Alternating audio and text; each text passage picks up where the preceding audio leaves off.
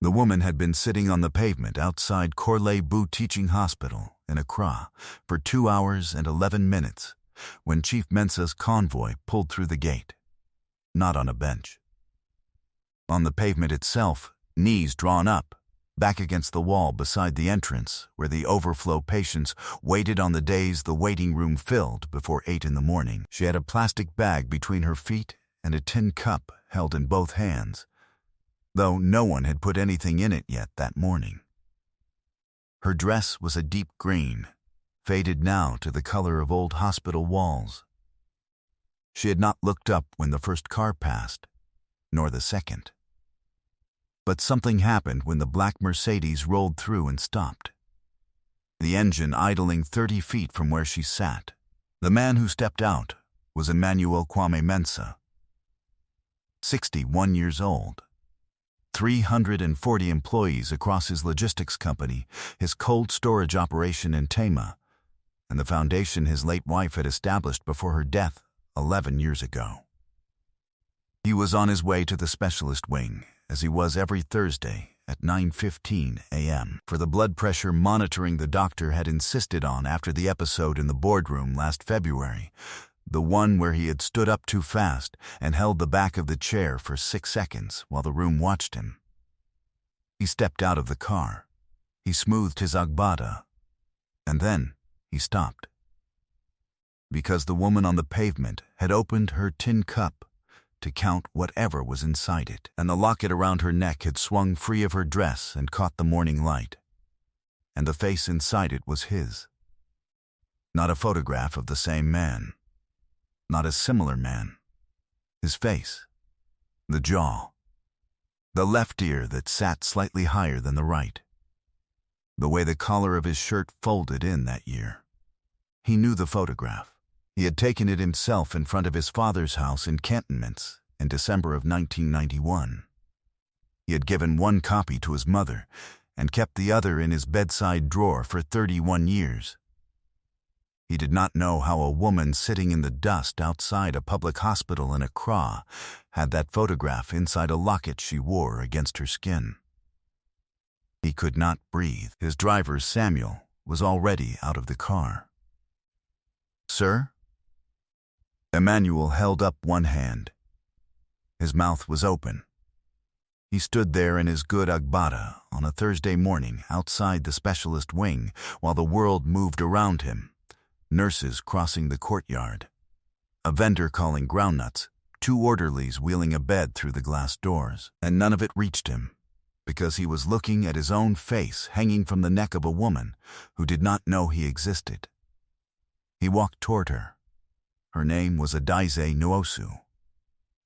54 years old, she weighed 48 kilograms, which was 9 kilograms less than she had weighed when her husband Tobena died in 2019. And 3 kilograms less than she had weighed at the beginning of this year, before the hospital visits began eating money she had not had to spare.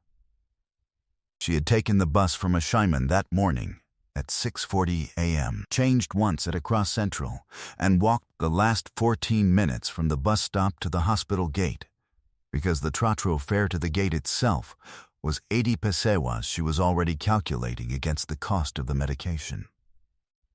She had been waiting to see the cardiologist who attended to walk-in cases on Thursdays between 10:00 a.m. and 12:00 p.m. She had a folder on her lap beneath the plastic bag. A clear plastic folder with a red strip along the top that she had bought from Mokola Market for 3 cedis, and inside it were her medical notes from her last 3 visits, written in the handwriting of 2 different doctors who had each spent fewer minutes with her than it took the notes to dry. Her dress was clean. She had washed it by hand the night before in the basin in her kitchen, wrung it carefully, hung it on the line at 10:00 p.m., and pressed it with the iron that still worked on the left side. It was the dress she wore for appointments.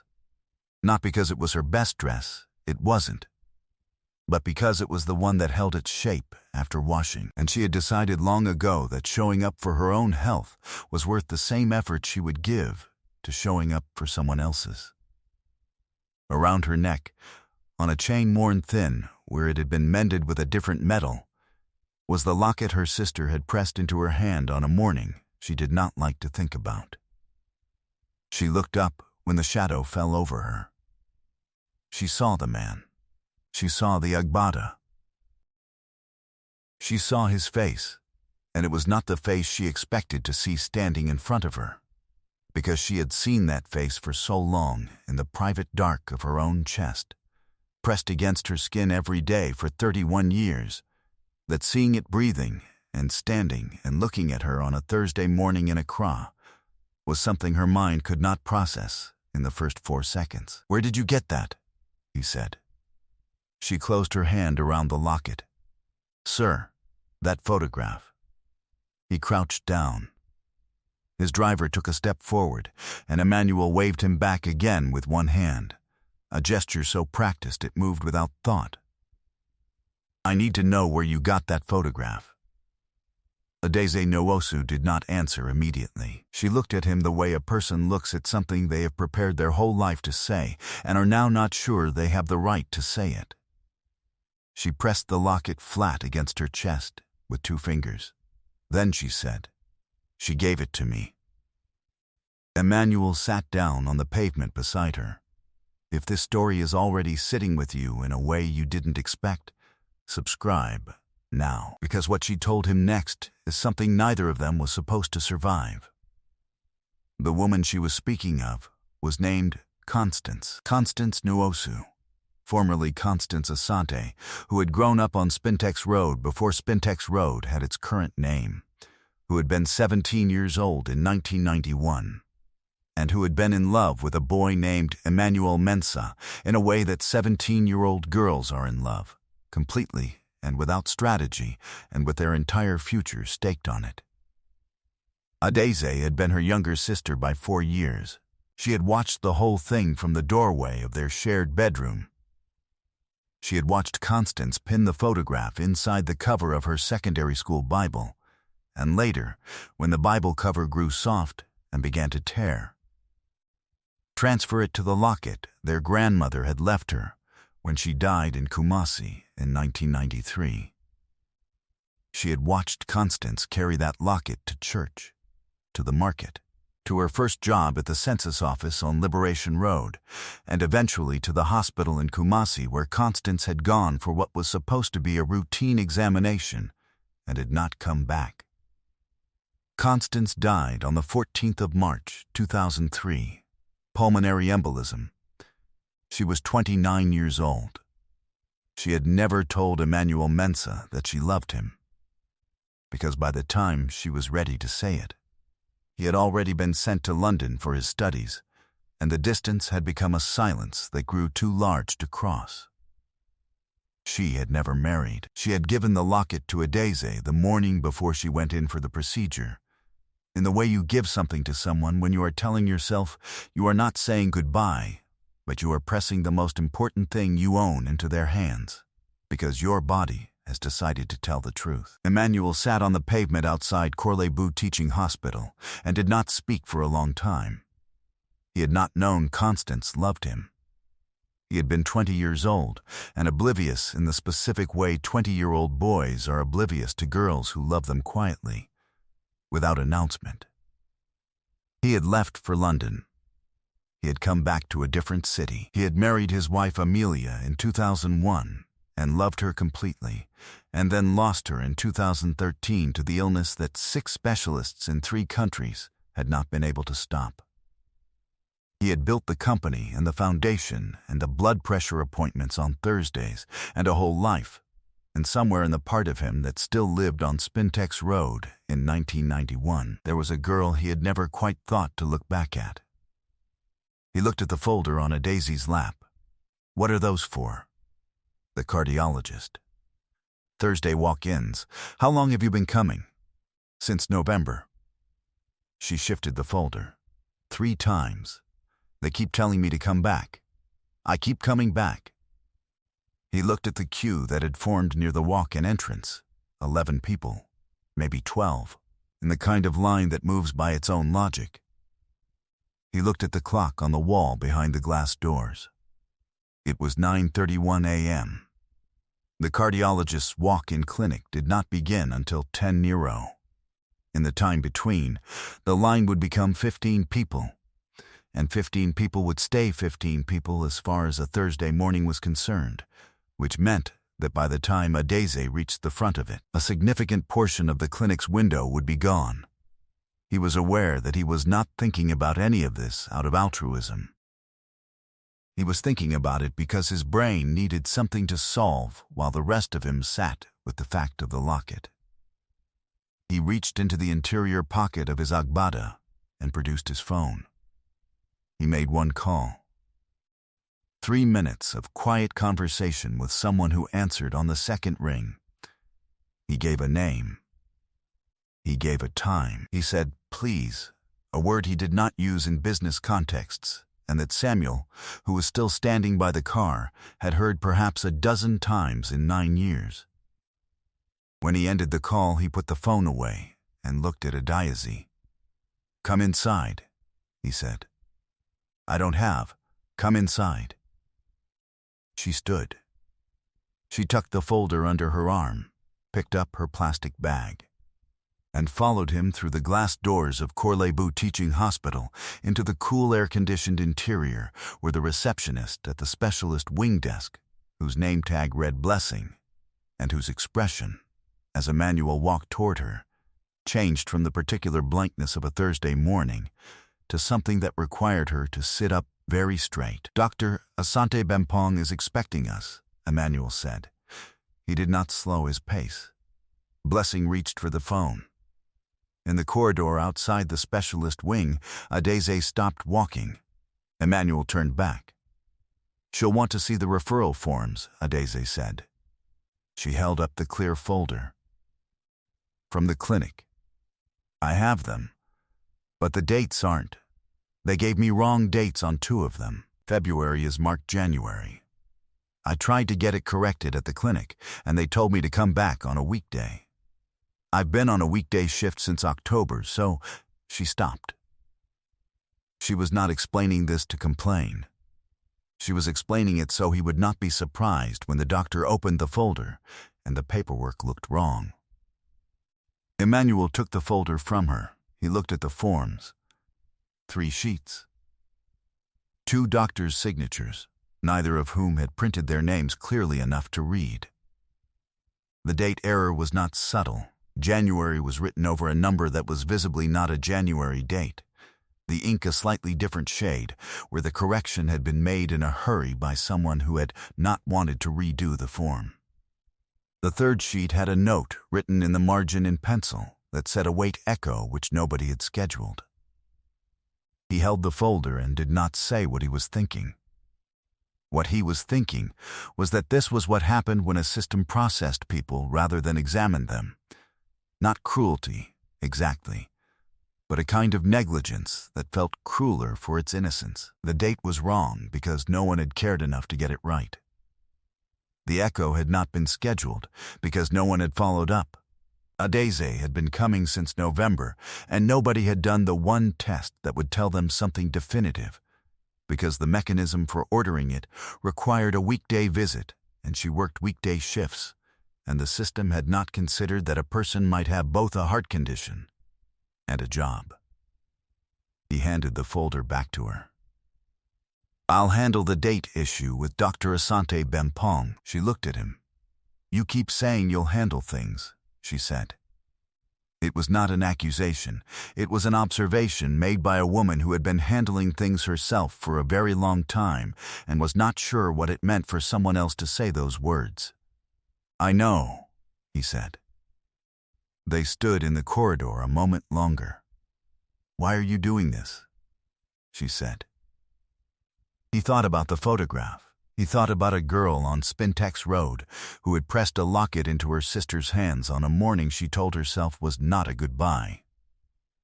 He thought about what it meant to be loved without knowing, to move through your life accompanied, at a distance, by a faithfulness you were never asked to acknowledge. "Because someone should have done it a long time ago," he said. "Not for you, specifically. For anyone who's been coming since November and still doesn't have an echo scheduled. It was true. It was also not the whole truth. He did not think the corridor of a hospital was the place for the whole truth. The cardiologist, Dr. Patricia Asante Bempong, was a small woman in her 50s, with reading glasses on a beaded chain, and the particular economy of movement that comes from 23 years of examining hearts in conditions that were never as good as they should have been. She had cleared 40 minutes from her Thursday walk-in schedule at Emmanuel's request. She looked at Adaize's folder with the attention it deserved. The kind of attention it had not received at the clinic in Ashaiman, where the doctor had spent 6 minutes with her in November and 14 minutes in February, and had written the same 3 lines both times and told her to return if things changed. Things had changed. The changes were documented in Adaize's own handwriting in the margins of the second sheet. Small notations, dates, and symptoms that she had added because the doctors hadn't, and she had needed to keep track herself. Dr. Asante Bempong noticed the handwriting before she noticed anything else. She looked at Adaize over her reading glasses. "You've been tracking this yourself?" "Yes." The doctor looked at the notations for a long time. "This is very useful," she said. "This is exactly what I needed to see." Adaize held her plastic bag in her lap. She had sat in enough examination rooms to know that thank you was the wrong response to something that should not have had to be done. She nodded. Emmanuel sat in the chair beside the window with his hands on his knees. He was looking at the locket around Adaize's neck, where it rested against the paper examination gown. He was thinking about the photograph he had taken of himself in front of his father's house in his good shirt, because his mother had asked him to have one photograph taken before he went to London so she would have something to put on the wall. He had given his mother a copy and kept one himself. He had thought of it as a boy's vanity. He had not known that the spare print had been borrowed by a girl on Spintex Road and had spent 31 years pressed against a woman's chest, 2 women's chests, in the dark between heartbeats. After the examination, Dr. Asante Bempong stepped outside to write her assessment. Emmanuel and Adaize sat in the room. Through the window, the courtyard below was bright. A sparrow landed on the window ledge and left almost immediately. The fluorescent light above the examination table hummed at a frequency just below noticeability. "She talked about you," Adaize said. "Not constantly. But she would sometimes say, 'There was a boy.' She never said your name.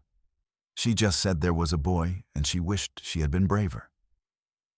Emmanuel's hands were still on his knees.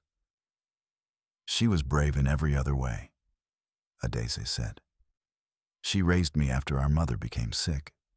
She paid for my secondary school fees from her census salary. She kept that locket every day of her adult life." She paused. "I think keeping it was her version of brave.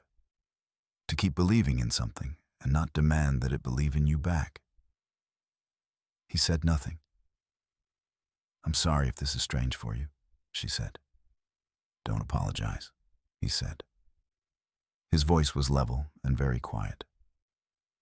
"Please don't apologize to me." Dr. Asante Bempong returned with her assessment. She wrote a referral letter to a colleague at Ridge Hospital for the echocardiogram she wanted done before the end of the month. She wrote 2 prescriptions. She looked at Adaize over her reading glasses and explained what she had found and what she intended to do about it in plain language, without softening or obscuring, which was its own kind of dignity, the respect of telling someone the truth about their own body.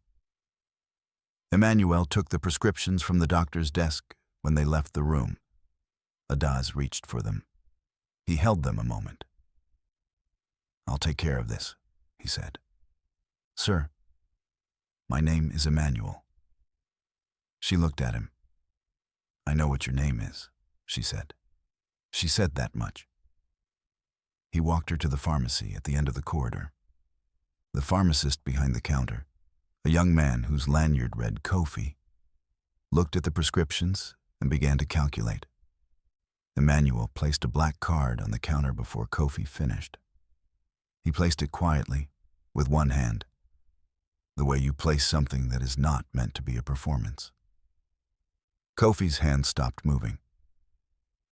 "Whatever she needs," Emmanuel said, "and fill the referral as well if there's anything to fill." They stood in the pharmacy corridor while it was processed. Adais held her plastic bag and looked at the floor the way people look at the floor when they are deciding whether to say something they have been carrying. "She would have wanted to thank you," she said. "She was always grateful, even for things you didn't know you'd done." "What things?" "She used to pass by your father's company on her way to work. When they put your name on the board outside when you made director, she stopped and looked at it for a long time. She said, 'He did it.'" Adaise's voice was steady. She was so proud of a man she never told she loved him. The medication came in a white bag. Kofi placed it on the counter and pushed it across with both hands. Emmanuel picked it up and passed it to Adaise. She took it. Outside, in the courtyard, he asked where she was going. She said a Shyman. He asked if she had someone to take her. She said the bus. He called Samuel. Samuel pulled the Mercedes around without comment, because Samuel had been driving Emmanuel Mensa for 9 years and had learned which silences were simply silence and which were the kind that required leaving room. At the gate, Adaise stopped. She looked up at him. "Can I ask you something?" "Yes. Did you know that did you ever sense it?" Emmanuel thought about the question the way you think about something that deserves an honest answer rather than a comfortable one. "I think I didn't let myself know," he said. "I was 20. I was going to London. It was easier not to know."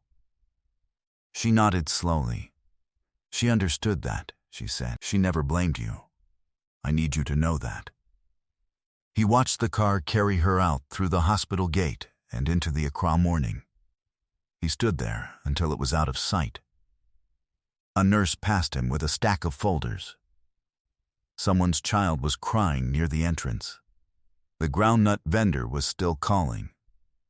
The world had not stopped being the world, and he was standing in the Thursday sun with the knowledge that a woman had carried his face against her heart for 30 years and gone to her death never having told him, and that the spare photograph he had thought was vanity had lived its entire life as something sacred to a person he had barely known to look at. He thought about what it meant to be loved, quietly. He thought about Amelia, who had loved him loudly, generously, without reservation, and whose death had left a space he had never learned to stop walking around. He thought about the two kinds of love, the one that announces itself and fills rooms, and the one that folds a photograph into a locket and says nothing for 30 years and calls it keeping faith. He was not sure which required more courage. He was not sure courage was the right word for either of them. He called Samuel back and sat in the car for a long time without giving a destination. In the weeks that followed, Emmanuel's foundation arranged for Adaise's echocardiogram to be conducted at Ridge Hospital under Dr. Asante Bempong's referral. The specialist found what she had suspected. The treatment was manageable, structured across 5 months, and the foundation's coverage extended to all of it without ceremony or additional paperwork. Emmanuel did not visit during the treatment. He did not feel he had the right to insert himself into her recovery as though his money had purchased proximity to her grief. What he did instead was write a letter, handwritten, 6 pages, in the unhurried handwriting of a man who had chosen every word, and have it delivered through the foundation's office. He wrote about his mother. He wrote about the photograph. He wrote about the specific morning in December of 1991 when he had stood in front of his father's house in the shirt his mother had ironed and felt, for the first time like he might become someone. He wrote that he did not know how to thank a daisy for what she had given him, because what she had given him had no name. It was the knowledge that his 20-year-old self had been seen by someone with more clarity than he had ever seen himself. That someone had watched him and thought, "He will do it," had been proud of him for it, without wanting anything back. He wrote that Constance had been the braver one. 6 months after the morning outside Corlebu, Emmanuel Mensah renamed the wing of the Amelia Mensah Foundation that funded cardiac care in low-income communities. The new name was not his wife's name, though her name remained on the building itself. The new name was on a small plaque beside the referral desk, the kind of plaque that most people walk past without reading. It said, "The Constance Nwosu Fund." Below it, in memory of a woman who understood what it means to give without the hope of receiving. Adeze came to the small dedication. She wore a yellow dress. She stood beside the plaque for a long time. She held the locket in her closed hand. Emmanuel stood a little way off and watched her. He did not approach until she turned. She turned after 4 minutes. She walked up to him and held out the locket. He looked at it in her palm. "No," he said. "It was always meant to come back to you," she said. "It was never mine," he said. "It was hers. Then keep it for her." He looked at the locket for a long time, the chain worn thin where it had been mended with a different metal. The face inside, a 20-year-old boy who did not yet know what his life would cost him or what it would return to him. He reached out and closed Adeze's hand back around it. "You wear it," he said. "That's where it belongs." She put it back on. She pressed it flat against her chest with 2 fingers, the way she always did. They stood together for a moment without speaking, in the quiet way 2 people stand together when the thing between them is too large and too old and too important for any word to hold without breaking it. Emmanuel Mensah stood outside Corlebu and thought he had stopped to investigate a photograph. He had not. He had stopped because 31 years of a quiet, unclaimed faithfulness had finally arrived at its destination. And the woman who had received it was sitting on a pavement with 80 pesewas less than she needed for a bus, holding a tin cup in both hands, not asking anything of the world except that it allow her to get inside and see the doctor. The truth is that the people the world passes on the way to somewhere more important are often carrying the thing the world has been searching for without knowing it. What Adeze carried was not money, not status, not a name that could open doors. She carried 31 years of a woman's faithful, uncollected love, a love that had asked nothing of anyone and had kept itself anyway, in a locket. Against the skin. Because the alternative was setting it down, and she had decided long ago that some things were worth the wait. You cannot always see who is watching you. You cannot always know whose quiet faith in you is holding something in place. But there are people in this world who have decided, without telling you, that you are worth believing in, and they will carry that belief through years of distance, through grief and silence, through every reason to put it down, and they will never say so, because saying so was never the point. The point was the keeping. The point was, he will do it. He is doing it. He did it. Said to no one. Said to the air. Said to the face in the locket, while the traffic moved past on Spintex Road and the census office clock ticked toward noon. This is what love looks like when it has no audience. This is what it costs. This is what it leaves behind when the person who carried it can no longer carry it, and what it becomes when someone else picks it up and carries it to the door where it was always meant to arrive. Think about the people in your life who have believed in you, quietly, without announcement, without requiring you to know. Think about whether there is someone you have been faithful to from a distance, someone you have been quietly proud of without ever saying so. Leave their name in the comments. Just their name. You don't need to explain. I want to see how many of us have been carried without knowing it. Subscribe for more stories about hidden strength, quiet love, and the people the world walks past without knowing what they're holding. I'll see you in the next one.